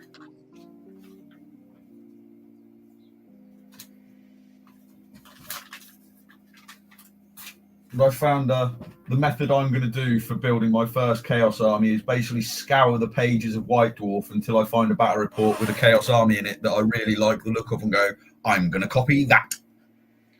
Well, how about that Cadaver battle report? The one that me and Paul got to play with the force of, basically it's Khorne, really. Yeah. No, I was looking at that one as well. I did think of giving that one a go, but I quite like there's one they did later on where it's Eldar against Chaos, and the Eldar had to block the Chaos escaping, and it's when they were using the plague towers. Oh, right. Okay. And they used some of the Slanesh demon knight things as well. Oh, right. But that's mostly because I distinctly remember when the plague towers were released, and there's something about that paint job with those greens and the browns and everything, which I fell in love with instantly when I saw them. Yeah.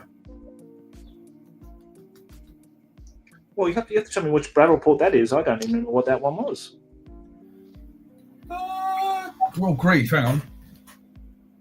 Well, you don't have to do it now. No rush. I'll have to. Let me see, actually. I have a very large pile of White Dwarfs just behind me. Let's have a look, see if I can find it quickly. White Dwarf Librarian. Yeah. No, I don't think it was in one of these. I think it was in an older one. That's Chaos, that's that one. Wasn't those.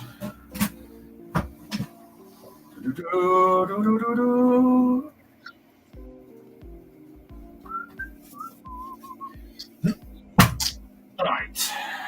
I'm pretty sure it's somewhere near around about here. Well, let's have a look.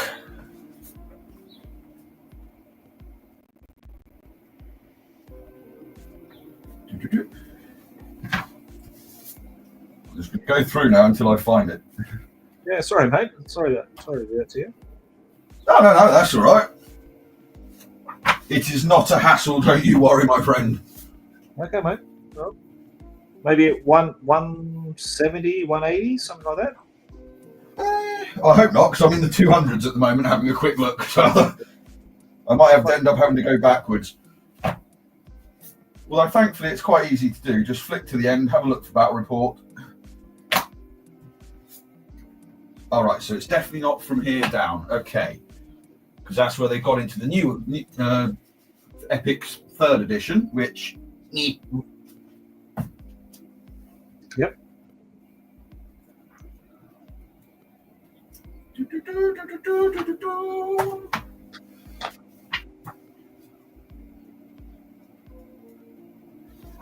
Whenever I come across a battle report with the old Chaos Dwarves in it as well, that does tickle the old nostalgia bone.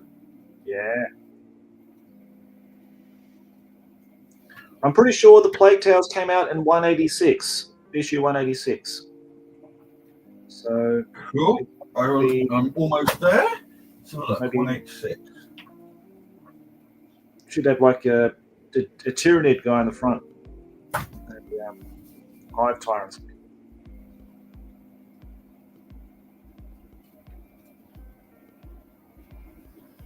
La, la, la, la, la, dee.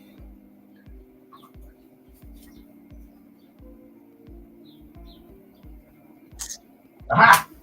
It was issue 192. Oh, right. There we go. It was Edward. Oh, wow, with the Shadow of the Horn Rat on the front of it. Awesome. Yeah. Great. Yeah, and do.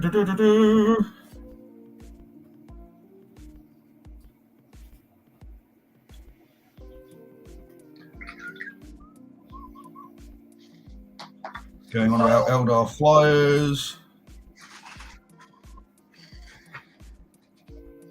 Got a lovely Mike McVeigh painting article in here as well. Where is it? Come on.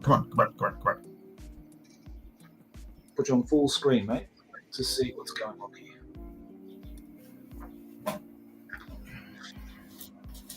Right, so here we go. If I clear some space, get this out of my way. Yeah, let's have a look, mate. Sounds interesting to me.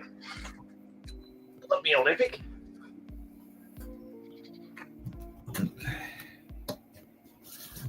There we go. Mark Gibbons avatar art. Awesome. It was the breakout one. Right. The breakout scenario. That one. Right. They had Okay, cool. the smaller Eldar force had to keep the larger Chaos one out. And there you go. That's the Oh, wow. yeah. Like you got the Lord of Change, you got your Fire Lord, your other Zinch flies, you got your Plague Towers, the catapults, then you got a whole load of demons and everything. And there's the little Slaneshi demon Nightwalker things. Oh, yeah. Wow. Yeah, Okay. really love these models. Yeah. Yeah, beautiful. And that was the really interesting battle report to read as well. It's like it just showed going through it, basically the Plague Towers. Oh, Contagion engines, that's the small catapult ones. Yeah, Contagion engines, yep. Yeah, but the Plague Towers, basically through this entire battle report, he was chucking web spinners at them, all sorts of stuff, and it just couldn't defeat them. Yeah. So what exactly did the Chaos stuff have, mate? What does it say for the Chaos force? So for Chaos, what he took was, I believe this was a slightly larger force than the Eldar. So Yeah. he's got a Lord of Change, 2 Plague Towers, a Keeper of Secrets, a Beastman warband, Plague Marines, a Minotaur warband, a Troll warband. You got the Contagion engines, a Fire Lord, a Doomwing squadron, a unit of Disc Riders, a unit of Fiends, a unit of Hell Knights, as well as Hell Scourges. So those are the 2 Slaneshi ones. Yep. And then you've got a unit of Slanesh Beast Riders. Right.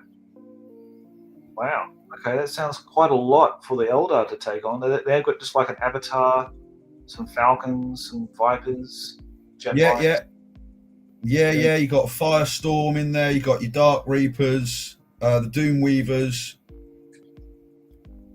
the Scouts. Although, if I remember correctly, from this one, the Doom Weavers are very useful for blocking troops off. Yeah, they are. Yeah. Yep. And here's one. This is what they did, which interested me, which I quite liked. Let me see. Right, so with the jet bikes, when they attacked the Hell Scourges, Eldar jet bikes swarm around the Chaos Hell Scourges amongst the craters. This immediately brought up an interesting rule situation.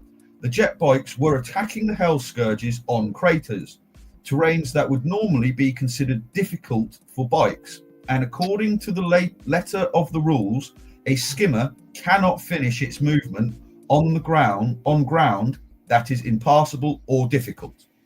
However, the spirit of the rule is to prevent skimmers ending their movement balanced on the tops of trees, over water, and so on. So we decided the jet bikes were free to attack. Right. So I quite like that even in like when you read through like some of the White Dwarf battle reports, you'll see that there are situations that come up where, like they say, like the letter of the rule states you can't do that. But for the way the game was playing, it's like, well, you know, the rules, like he says, it's supposed to stop skimmers landing on trees. That's not what the rule, you know, the rule isn't supposed to stop you attacking. So they just said, no, for this game, jet bikes can attack, you can go.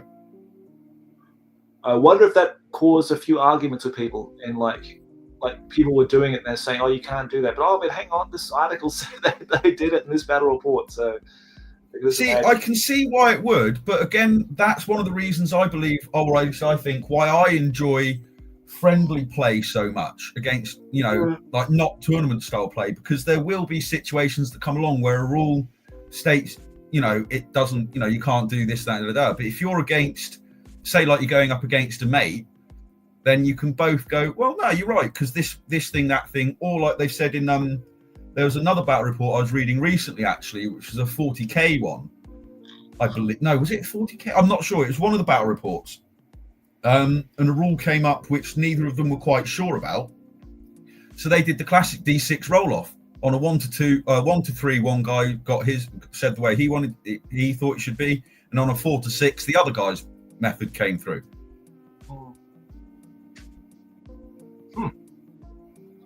Okay, and I think that's one of the things I enjoy about like friendly tournament play. Like I say, the older get yourself a White Dwarf index. Yeah, that's not a bad idea, mine cogs, but I enjoy looking through the White Dwarf, so it's a good excuse. Yep. For sure.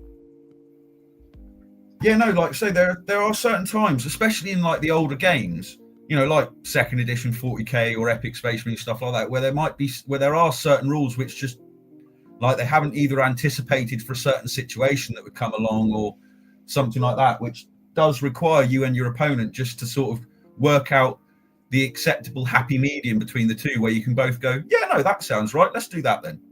Yeah, that's right. For sure, mate, for sure. Like I say, there are definitely ones which could be, you know, like they break the rules and maybe break the spirit of the game. But it's like they said in here, when it comes to the jet bikes attacking the scourges, the rule was done to stop, you know, it's put in there so you don't balance skimmers on top of trees and things like that. Whereas for that situation, because they, you know, you should be able to attack, then, okay, yeah. Yeah, that seems completely plausible to me. Like, if it's an objective, then yeah, I suppose you could say, well, no, they couldn't hold it because they can't. It's unstable ground for them to do it, sort of thing. So, yeah, but if they're in hand-to-hand combat with something, yeah, I suppose so. But yeah, like I say, not every single thing's going to come up that's going to match the rules, or you can't find a rule for every situation. Yeah. Totally. Sir Evil says, I came across this stream when I searched Nut Splatter. When are things going to heat up? All I can suggest to you, my friend, is maybe try a bit more accurate searching in future. Nut Splatter, right? Bloody hell. Oh, I know, Sir Vivor Love Las Vegas. He's been on a number of live streams or what have you. Okay, well, I think I'm going to almost, call it a day, I think, mate, because... Oh, fair enough. Soon, anyway. I don't even know what time it is. I'm going to check on my son. I'm going to go downstairs and check on my son. It's about 18 to 6. So I'm going to check on my son, see what he's up to. But I'm going to have to, like, call it a day soon, because obviously we need to fix up dinner and all that kind of stuff, though. Fair enough. And then, get this ready for tomorrow and make sure that's all prepped up and ready to go. And then, after work. So Yeah. But it's been productive, mate. Been a productive day. I hope it's been the same for you. For your morning. Yeah, it has been pretty productive, mate. Nice and chatting, and I promise I will as well. Go through my white dwarfs and figure out the perfect one for doing my first white dwarf. Yeah, please do, mate. That'd be good. Yeah, no, I've been planning on doing it. So I've had an absolutely rotten cold the last week or so. Oh, that's not good. Which has knocked me back on a whole load of things. It's also put me well behind on the painting, so now I'm trying to play catch up with the painting quickly. Right, of course. Yep. Yeah, mate. Yep, that knocks you around a bit, doesn't it? Yeah. It was a rough one this one round. Normally I'm all right with a cold, just get on with it. But no, this one, everything kind of just went, no, you are not going to sit down and concentrate on painting toy soldiers for the next few days. Is it one of those that sort of just knocked you out and had to sleep a lot? Yeah. I had a couple of days, like 2 or 3 days, where I was finishing work, coming home, and just straight away crashing out upstairs. Yeah. Yep, one of the bad ones. I think one of those bad ones have been around. But one of the strains of those really bad colds have been around this year. So. Yeah, it has. It's definitely there's been one. It's been floating around here. It's obviously got its way around. Yeah. Oh, that's good. Are you feeling better then, mate? The energy drinks, Yeah, I'm sure. nicely recovered now, thankfully. Yep, good, mate. I managed to catch up on the old Dreadnought as well. Here we go. That's Oh, cool. Yeah. That's that commission that I've been doing. So he's coming along nicely now. Just got some highlighting in the base to finish off on him. Nice, mate. I do. This is a very well converted model. This one. Yeah. Yep, under the skilled hands of a good converter there. That guy who did it for. Yeah. It's a very, very nicely done conversion. I must say, like I do for the new Dreadnought. Yeah, it looks very, very different to the older Dreadnought and everything. But no, I think Games Workshop are getting their vehicles right at the moment. Yeah. There's a lot of very interesting detail on vehicles, and I think it might be a follow-on from my scale modelling days when I first started with things like Airfix and stuff. I really do like the added detail they're putting in vehicles now. Right. And did anybody? Did you get any inquiries after the last video we did about talking about cauldron of paint and everything like that? Not directly from that. Although I have to say I've had one not slight, but a very, very nice one. I've had a previous client track me down from when I worked for when I was freelancing for the last studio. Yeah. And he's gone to the effort of tracking me down through socials and everything so I can continue doing some work for him. Oh, good. That's good. That was a very nice one. Yeah, nice, man. And I've had somebody make an inquiry about a Nurgle-themed Chaos Knights army. Mm-hmm. The new Knights for 40k and stuff. I'm not particularly aware of it, but yeah, okay. They're just Knights, but like Nurgle Knights. I take it. Yeah. Well, the big stompy Knights they brought out for 40k. Yeah. Yeah. It's basically that, but he's on about having it all themed for Nurgle. So I'm not sure exactly what. That'll be some conversations down the line, but yeah. Cool. Okay, that's good, mate. That's good. They're keeping you busy. Yeah. It's quite good. I'm still very keen to try and get back to doing a couple of YouTube videos, but I've just got to get these paid commissions done and out the way first. Yeah, just do that first, mate. You'll be all right. And then, once I can stick, because I've got these veterans that I still really want to get done. There's so much stuff sat on my desk that I really want to crack on with. Yeah. I've managed to get myself 2 of the Eldar Viper jet bikes as well. Oh, cool. Yeah, nice.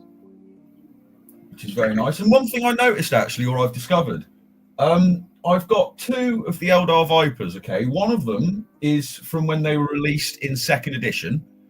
So it's got the box and everything else like that. And it only comes with the Shuriken cannon. And I've got another one, which I got brand new from Wayland Games, I believe. Oh yeah. And it was one of the last ones they had before Games Workshop, I think, are going to redesign it, so you can't get it now. And that one actually comes with an extra sprue of the Eldar heavy weapons. So I've got the missile launcher, the plasma gun, the las cannon. Yeah. Which I'm quite pleased about. So I'm tempted to give a go with putting some magnets in, like one of my Eldar dreadnoughts, like the lead one. But if I can work out a way of getting the magnets in where the weapon holds in, I might be able to have one so I can interchange the weapons out. Right.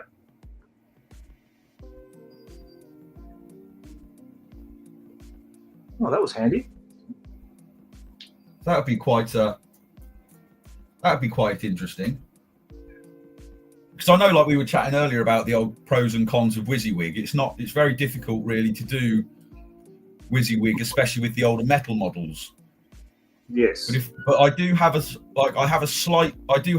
for WYSIWYG where I do, like, especially when it comes to heavy weapons, I quite like the heavy weapons to be what they are. Yeah. Mostly I think it's because, like, especially when, like, take Space Marine, like the second ed Space Marine Devastators, for example, the heavy weapon part of them is such a prominent part of the model that if you've got, say, like your whole unit's armed with heavy bolters and you want to change it up for the game and say, right, well, I want a couple of them to have heavy plasma guns, they look so different that it just jars against me a little bit.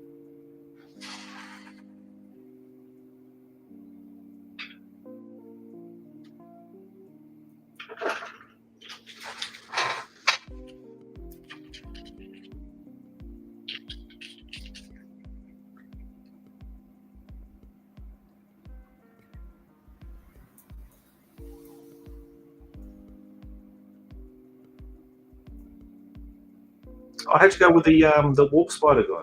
You finish him? I haven't quite finished him yet. No, I did realise though that after having very thoroughly perused over the photos that I've mispainted it. So I've had to. Here it is. So it's only very simple. It's just the little gems on his little bit there, which you can't really see, and on the side of his helmet. Yeah. And his the little the clips on his side just there. I painted them blue. And for some reason, that's what I thought they were until I actually looked at the photo and realised they've been done green. And since I'm going for the photo, I thought, right, repaint. Okay, that's not a big thing then. That's good. That's nice. Yep, that's nice. Easy done. And I've also got the decal because I tried it. I was looking at the design he had. If that comes in, does it still focus? Just about. Yep. Just about the warp spider symbol on his knee. The decal actually fits on the knee pad, which I'm very pleased about. So nice. I managed to get the decal on there centered.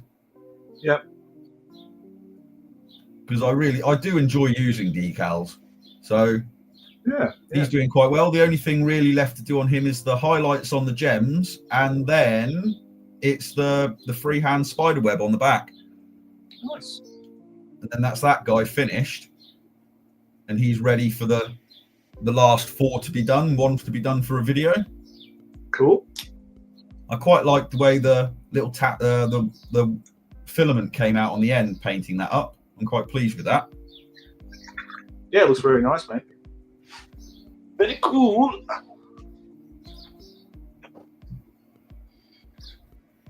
Yeah, no, this is I do enjoy the occasional opportunity to really try and flex my painting muscles a bit. Yeah, good, mate. Let's hope we get more opportunities for doing that. I've got so much. I've got all the Rogue Trader era Greater Demons to paint up, and those are ones that I'm really looking forward to having a proper crack at. Yeah. I think I told you about that. Did I tell you about that Lord of Change in Blister Pack? That Demon's Lair Org or Demon Lair Org place in the UK? No. Didn't I tell you that? Who did I tell about that? And they said, oh, that sounds good. I might go and have a look at it. But it's basically, it's just the Grey Demon of Nurgle in the Realms of Chaos blister for 20 quid at demonslair.org is the name of the website. The guy who runs it, I'll have him on the podcast soon. But he just sells. He basically just sells, or he resells miniatures that he buys, basically in blocks or whatever. Oh yeah. Yeah, I was looking at that thinking, that sounds very tempting. Yeah. Well, let's have a look. Hang on. What's like next time? Or ask them to come on. I might ask them to come on one of these Splatter Natter things and talk to us about it. That'd be quite good. Yeah, no, I found him. Here he is. That's the one. Yeah.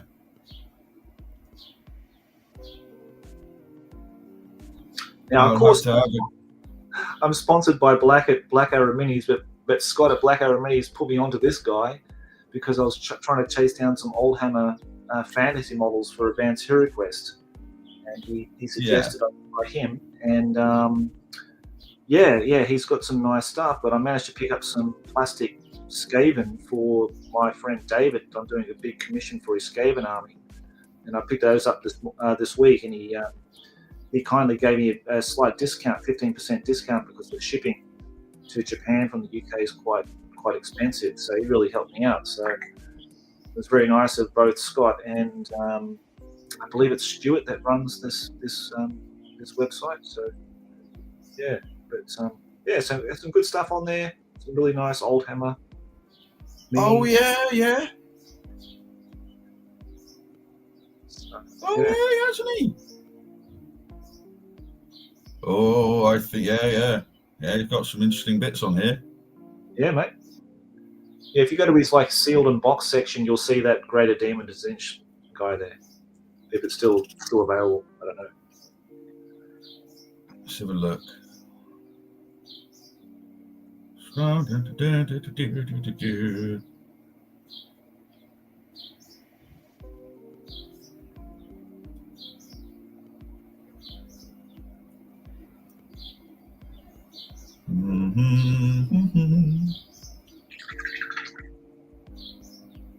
Ooh, what's that? Cookie-mooka. Yeah.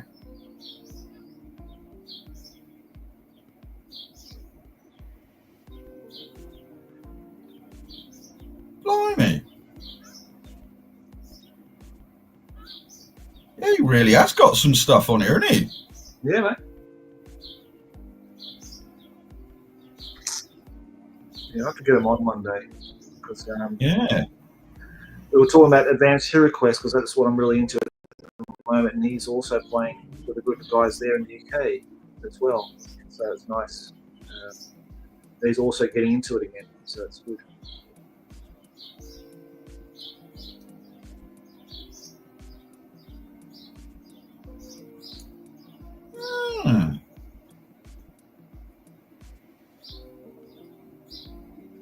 Look at those nice birds chirping in the background there, Danny. That's lovely to hear. Yeah. The birds are waking up, and my cat sat down by my studio door, looking thoroughly unimpressed that I haven't let him in to be fed yet. Oh wow! Oh, this website. Yeah, I've saved this website, mate. I'll be having a look at them. Yeah, good on you. Sealed open. There we go. There you go. That'll be the wow. one. Yeah, that'll be the one.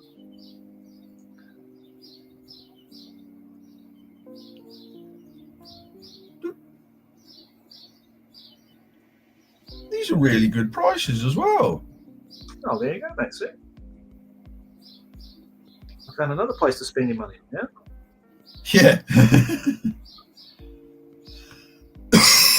Excuse me.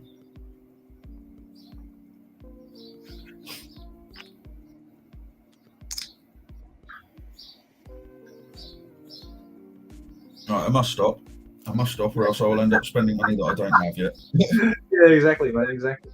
Yeah. But also, that you probably find interesting. I know you like your second edition 40k. I got my mate Zane in Australia sending me a parcel of to continue his Blood Angel commission with that original Road Trader Tycho model, which I'm really excited about to paint. I think of all the models in that set, like the original Tycho. You know, the guy with he's got the robe. He's got the like the backpack with the robes, and he's got that sun mask. Holding the bolter on his hip, sort of thing. That's the one. That's the guy. Yeah. I'm really looking forward to painting that guy. Yeah, he's a really nice model. I do want to try and attempt the old Games Workshop's heavy metal style for doing the non-metallic gold. That's one I really want to try it, and I've just never been brave enough to give it a go. Yeah, I'm going to do the same. I'm trying to do that the same for him, like exactly like the studio one. Hopefully, anyway. Yeah, it looks like a good challenge. Yeah.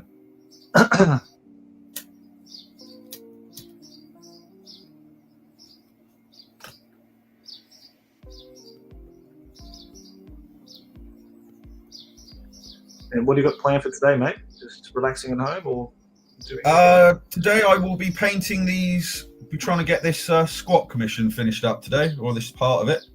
Okay, cool. I've just got the browns to highlight. Well, just a few highlights to do, and then the bases to do. Yep. With any luck, I should be able to get those guys done today. Yep, good, mate. That is the plan.